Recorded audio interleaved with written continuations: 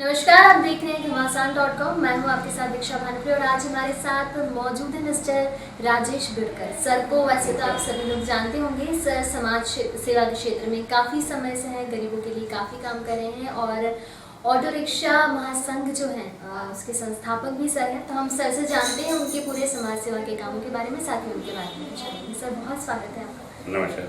सबसे पहले मैं आपसे आपके बारे में जानना चाहूँगी कि आपकी फैमिली का, आप कहाँ से हैं, फैमिली कहाँ से हैं, आपका एजुकेशन क्या रहा, ताकि दर्शक जान सकें। देखिए, मैं बेसिकली तो इंदौर से हूँ। मैंने ग्रेजुएशन किया है, ग्रेजुएशन का जर्नलिज्म किया है और जर्नलिज्म के साथ साथ जब मैं पढ़ाई कर रहा था, जब से समाज सेवा के क्षेत्र में होता हूँ, जो गरीब तबका है जिस पे जुल्म होती है, जातियाँ होती है, तो ऐसे लोगों के लिए मैं काम करता हूँ। समाज सेवा में आने के पीछे और गरीबों के लिए काम करने के पीछे क्या वजह है? कोई खास किस्सा है इससे जुड़ा जिसके बाद आप इस क्षेत्र में उतरे? नहीं, ऐसा नहीं है, क्योंकि मैंने शुरू से बहुत गरीबी देखी है। जी। हम बहुत गरीब परिवार से थे। पिताजी मिल मजदूर थे, मम्मी टीचर थी। हम सरकारी स्कूल में पढ़ते थे। तो उस टाइम देखा जाता था कि जो वास्तव में गरीब आदमी है उस पर कितनी जुल्म जातियाँ होती है, हालातों से उसको लड़ना पड़ता है। तो मैंने सोचा जब हम ताकतवर बने या हमारे पास ताकत है तो हम अपनी ताकत गरीब लोगों के लिए खर्च करें, गरीब लोगों के हक अधिकार दिलाएं। तो उस उद्देश्य से हम जितने भी साथी हैं वो सब समाज सेवा के क्षेत्र में हैं। आप एक श्रम आंदोलन चलाते हैं, तो इसकी शुरुआत कब से हुई और ये कंसेप्ट क्या है, किस तरह से वर्क करते हैं आप इसके बारे? देखिए, आज से 15-20 साल पहले जब मैं मिल क्षेत्र में रहता था और मिल क्षेत्र में जब मिलें बंद होना चालू हुई तो हमारे जितने पिता और पिता के समान लोग थे, हज़ारों लोग बेरोजगार हो गए। जब हज़ारों लोग बेरोजगार हो गए तो उनको काम धंधा मिलना मुश्किल हो गया था। और जब हम पढ़ाई के दौर में थे तो बड़ा मुश्किल होता था फीस वहन करना, ट्यूशन फीस वहन करना, ड्रेस किताबें वहन करना। तो हमने ये सोचा कि यार कि हम जितने भी लोग हैं ऐसे श्रमिकों का आधार बने, जितनी युवा है हमारे पिता ने जो मेहनत करी उस मेहनत को आगे बढ़ाएं और आने वाले टाइम में गरीब लोगों को अच्छा एजुकेशन मिले, मिल मजदूरों को अच्छा एजुकेशन मिले, साथ में नौकरियां मिले, ऐसा प्रयास किया हमने। गरीब तबके के लिए आपने क्या क्या काम किया या आप करते हैं और अब तक कितने लोगों के लिए आप काम कर चुके हैं जिन्हें ज़रूरत है इनका? देखिए, सबसे पहले जब हम बालकालीन में थे तो उस दौरान मिल मूवमेंट बहुत सारे हुए, मिल मजदूरों के आंदोलन बहुत सारे हुए। तो जब से हमने शुरुआत कर दी, जब स्कूल टाइम में थे, जब जेल भरो आंदोलन हुआ तो हम बच्चों को भी ले जाया गया, पर वहाँ से बच्चों को भगा दिया गया। तो ये था कि मिल मजदूरों के प्रति बहुत आकर्षण था, क्योंकि हमारे परिवार से कई लोग मिल मजदूर थे, तो उनके हक अधिकार की लड़ना ऐसा एक उद्देश्य बना लिया था। उद्देश्य बनाने का तो हमने ये सोचा कि सबसे ज़्यादा अगर परेशानी को फेस करना पड़ता है तो गरीब तबके, क्योंकि शिक्षा, रोजगार और जमाने भर के हर चीज़ को उसको फेस करना पड़ता है। तो हम लोगों ने ये काम किया, जो छोटे छोटे तबके हैं जैसे ऑटो वाले, ऑटो रिक्शा वाले, ठेले वाले, फुटपाथ पर काम करने वाले, ऐसे लोगों को संगठित करना चालू किया। और संगठित करने के साथ साथ हमने ये भी कहा कि आपका रोजगार बचा रहे, सुरक्षित रहे, आप स्वतंत्र रूप से रोजगार करते रहो। उस उद्देश्य से हमने इस श्रम आंदोलन का गठन किया।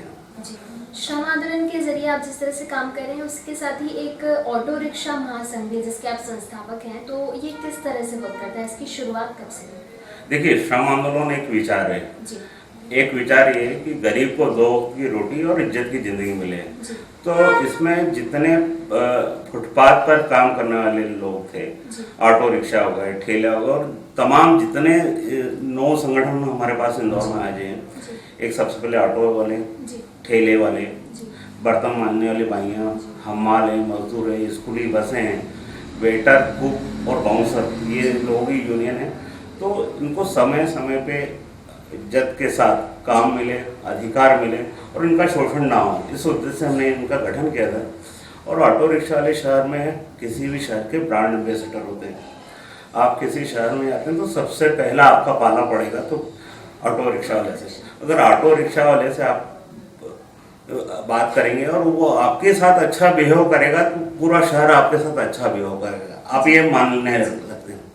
अगर ऑटो रिक्शा वाले ने कुछ गलत किया तो पूरे शहर ने आपके साथ गलत किया, ये आप मानने लगे। तो ब्रांड एम्बेसडर कौन हुआ? ऑटो वाला। तो हमने ये कोशिश करी कि बहुत सारे लोग हमारे इसमें पढ़े लिखे नहीं थे, उनको समय समय पर ट्रेनिंग दी, कस्टमर से कैसी बात करना, सवारियों से कैसा बिहेव करना, सवारियों की सेवाएं कैसी करना।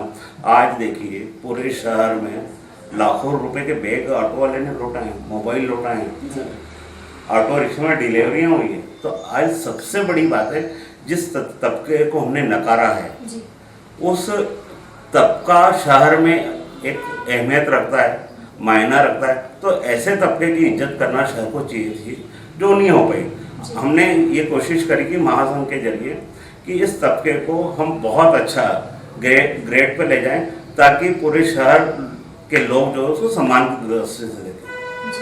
अभी की कंडीशन की अगर हम बात करें तो मुख्यतः ऑटो वालों को किस तरह की परेशानी का सामना करना पड़ रहा है? कुछ प्रॉब्लम्स हैं अभी भी उनके लिए जो खड़ी हो रही है, हम गवर्नमेंट की तरफ से कहें या प्राइवेटली किसी संस्था की तरफ से कहें? देखिए, गरीब जो है वो शुरू से अभाव में जिया है जी।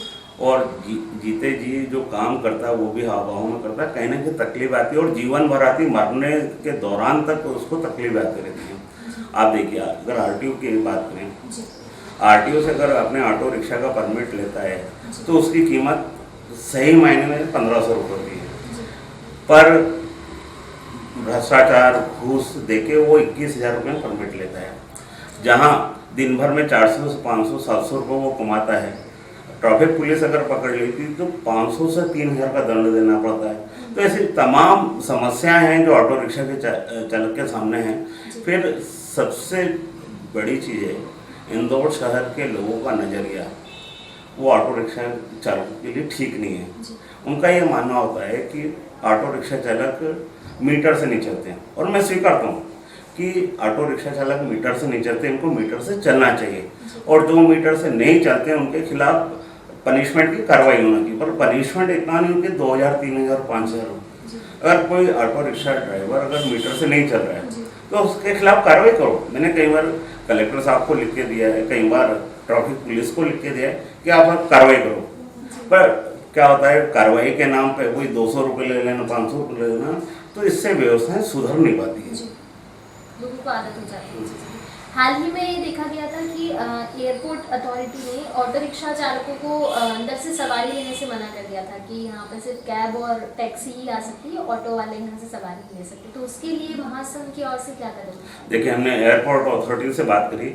एक अजीब सा हिटलरशाही निर्णय है कि आप सवारी को आप अंदर छोड़ सकते पर अंदर से बाहर ले जा नहीं सकते। तो मैंने अथॉरिटी से बात करी तो सुरक्षा कारणों से यह व्यवस्था उनको देना पड़ी। मैंने ये भी कहा कि मतलब आप ये व्यवस्था कब से, अब 20 एकड़ जमीन एक्वायर कर रहे हैं, 20 एकड़ जमीन और ले रहे हैं, तो वहाँ पे इनका प्लान है कि हम ऑटो रिक्शा स्टैंड और तमाम जितने कैब है, पार्किंग है, सब हम वहाँ करेंगे। तो उस उद्देश्य से उन लोगों को हटाया गया वहाँ से। ऑनलाइन परिवहन बढ़ गया है इन दिनों की, ओला कर लिया, जुगनू कर लिया, ये लोग कर लेते हैं चीज़ें। तो क्या इनमें कंपनियों की ओर से कुछ मनमानी सामने आ रही है जिससे ऑटो रिक्शा चालकों को नुकसान हो रहा है? देखिए, सीधी सीधी बात है, ऑनलाइन कंपनी जितने सब लूट नहीं है, और यह आरटीओ के नीति नियम निर्देशों का बिल्कुल पालन नहीं करती। जब चाहे जब अपने हिसाब से मीटर चलाना, मीटर यानी इनकी एप्लीकेशन पे हर बार दरें चेंज कर करके आती है। फिर आपको जाने का पैसा, टाइमिंग का पैसा लेना, और तमाम छोटी छोटी चीज़ जोड़ के आप देखेंगे आरटीओ का जो मीटर है, मीटर से 2 गुना 3 गुना ज़्यादा पैसे ले लेती है, और आप वहाँ बोल नहीं पाते क्यों? अच्छा, आरटीओ का नियंत्रण नहीं है ऑनलाइन कंपनियों का। अगर आरटीओ का नियंत्रण ऑनलाइन कंपनियों पर होता तो आरटीओ के मीटर के हिसाब से ऑनलाइन कंपनी चलती। पर ये जितनी कंपनियाँ आई हैं ये एप्लीकेशन बेस है, एप्लीकेशन जैसा बोलेगी वैसा कस्टमर को मानना पड़ता है और चालक को मानना पड़ता। आप देखेंगे, अगर मेरा ऑटो चालक 100 रुपये कमाता है तो हमको 20 से 30 रुपये इन ऑनलाइन कंपनी को कमीशन देना पड़ता है, ये गलत है। एक चीज़ और थी जो संघ की ओर से ही करी गई थी, ये जो रैपिडो होती है, ऑनलाइन हम बाइक बुक करते हैं, तो कई बार सुरक्षा की दृष्टि से उससे गलत मतलब कई बार ऐसा होता है कि वो सुरक्षित नहीं होती, क्योंकि कुछ लोग होते हैं जो सही वे में गाड़ी नहीं चला रहे हैं। तो उसकी तरफ से उसके लिए भी संघ की ओर से आवाज़ उठाई गई थी। तो आरटीओ ने इस पर क्या फैसला लिया? देखिए, सबसे पहली बात तो बाइक टैक्सी की श्रेणी में नहीं आती। जी। बाइक को अगर आप टैक्सी की श्रेणी में लेना चाहते हैं तो आप एक काम कीजिए ना, उसको किराए से भाड़े से चलाइए। आप कोई भी आए किराए से ले, पूरे शहर घूमे और वापस किराए से जमा करा जाए। पर हो ये रहा है कि ऑनलाइन कंपनियां उसकी आड़ में सवारियां ढो रही है। सवारियां कैसे ढो रही है कि अब जितनी हमने पिछले टाइम में 100 से 150 बाइकें पकड़े आरटीओ के माध्यम से, जी। वहाँ पे एक चीज़ देखेगी, यूपी, बिहार और अन्य शहरों की बाइकें शहर में चल रही है। चलने के साथ ड्राइवर का वेरिफिकेशन नहीं है। जी। तीसरी चीज़, जो युवा है वो टारगेटेड एरिया है, girls hostel, girls institute, mall, pub, उसके बाहर खड़े हो जाते हैं। उनको मालूम जैसे सवारी आएगी तो वो पिकअप कर लेंगे, और पिकअप करने के बाद रामलाल ले जा रहा है या श्यामलाल, ये महिलाओं को मालूम नहीं होता है। और जो बीच में हरकतें होती है बाइक पे, वो अशोभनीय है। किसी दिन भी निर्भया हत्याकांड जैसा कोई बड़ा कांड शहर में होगा, हमने आरटीओ को समय समय पे कहते रहे कि साहब बाइक टैक्सी आप बंद करा दें, पर आरटीओ मानने के लिए तैयार नहीं। पर एक और चीज़ हमने आरटीओ को कही कि जिस दिन कोई भी घटना घटी, जिस दिन पुलिस थाने में रिपोर्ट आई, उस दिन इंदौर के ऑटो रिक्शा चालक आपको अपने पद से उतार के नीचे कर देंगे। अब इनके पीछे ऑटो रिक्शा चालक को क्या नुकसान हो रहा है? आरटीओ का मीटर रेट 17 रुपये, पहला मीटर। दूसरा मीटर रेट है 14 रुपये। अब ये जो बाइक टैक्सी वाले 4 रुपये में ले जाने हैं, तो 4 रुपये में ले जाने, तो हमारी आधे से ज़्यादा सवारियाँ बाइक टैक्सी वाले ले जाते हैं। आज 3 से 4 हज़ार बाइक टैक्सियाँ शहर में चल रही है, जिसके पास ना परमिट है, ना फिटनेस है, ना इंश्योरेंस है। अच्छा, कल को दुर्घटना हो जाती है, अगर कोई लड़की पीछे बैठी है या सवारी पीछे बैठी है और दुर्घटना हो जाती है, तो इंश्योरेंस कंपनी इनको इंश्योरेंस नहीं देती है। ये सबसे बड़ी दिक्कत है। ये श्रम आंदोलन और ये जो महासंघ है आपका, इसके अलावा आप किन संघों से जुड़े हुए हैं और समाज सेवा के लिए काम कर रहे हैं? देखिए, मैंने कहा कि आपको हम इंदौर ठेला एवं पद व्यवसायी महासंघ हमारा है, इंदौर कामकाजी महिला महासंघ हमारा है, वेटर कुक बाउंसर महासंघ हमारा है, इंदौर स्कूली बस चालक परिचालक महासंघ हमारा। तो ऐसे तमाम संगठन को लेकर हम काम कर रहे हैं और हर क्षेत्र में जाते हैं। ऑटो रिक्शा चालक क्षेत्र में गए तो ऑटो रिक्शा चालक ही इसका अध्यक्ष बनेगा, ऐसा तय कर रखा है। ठेले में गए तो ठेले इनकी यूनिटी खड़ी कर देते हैं और बाकायदा वो अपने हक अधिकार के लिए काम करती है। श्रम आंदोलन उनको समय समय पे सपोर्ट देते रहता है।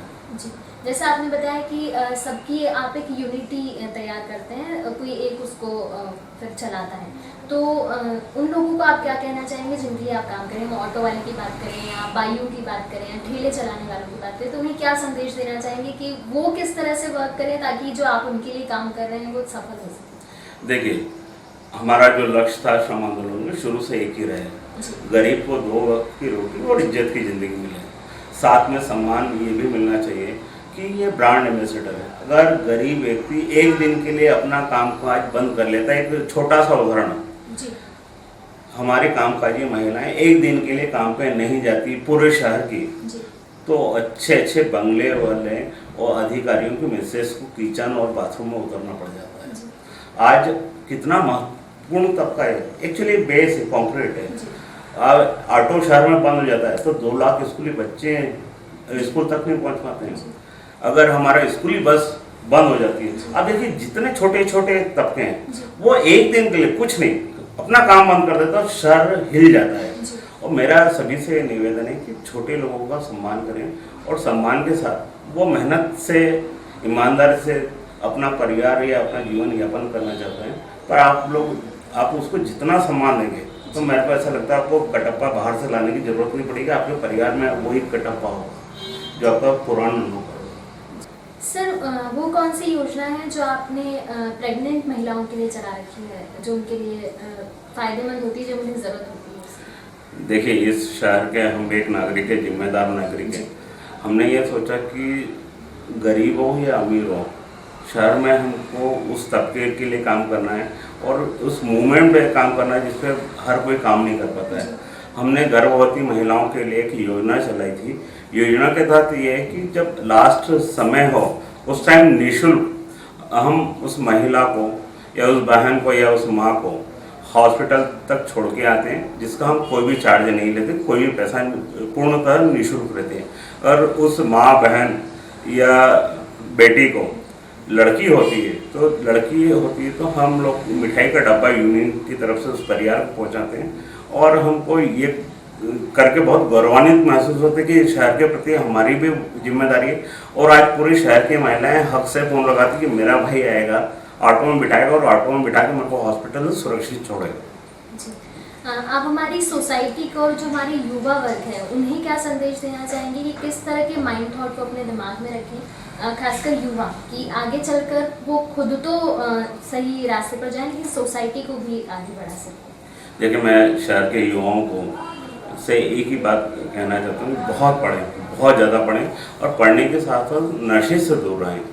नशे से दूर रहेंगे और पढ़ाई करेंगे तो आप एक काबिल अफसर बन जाएंगे। आपकी जो पढ़ाई है सिर्फ नौकरी पाने के लिए नहीं होना चाहिए, देश के कल्याण, समाज के कल्याण और इस मातृभूमि की सेवा के लिए होना चाहिए। और ये जो डिग्रियां हैं ये मात्र आपके रोजगार का साधन बने, इस उद्देश्य से आपको पढ़ाई नहीं करना चाहिए। आपको समाज में समाज की कोई जिम्मेदारी है, उसके कारण आपको उस पर काम करना है।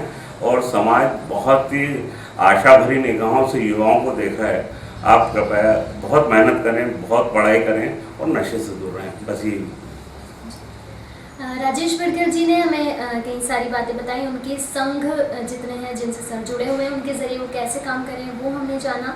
और सर की बातों से जो कंक्लूजन निकल के आया है, जैसा कि सर ने कहा कि कोई भी तबका छोटा बड़ा नहीं होता, क्योंकि सब अपनी जगह काम कर रहे हैं और सबका काम अपनी जगह बड़ा ही। अगर वो काम नहीं करेंगे तो शायद आपको जो सुविधा मिल पा रही है वो नहीं मिल पाएगी। तो किसी भी तबके को अगर देखें तो सम्मान की दृष्टि से देखें, क्योंकि उनका समाज में होना भी बहुत इम्पोर्टेंट है, क्योंकि वो हैं तो आप हैं। और युवाओं को सर ने संदेश दिया है कि आप नशे से दूर रहिए और ये सोचिए कि आपको सोसाइटी को आगे बढ़ाना है तो आप ज़रूर आगे बढ़ना है। Thank you so much. धन्यवाद घमासान, धन्यवाद। Subscribe our channel and press the bell icon for more updates.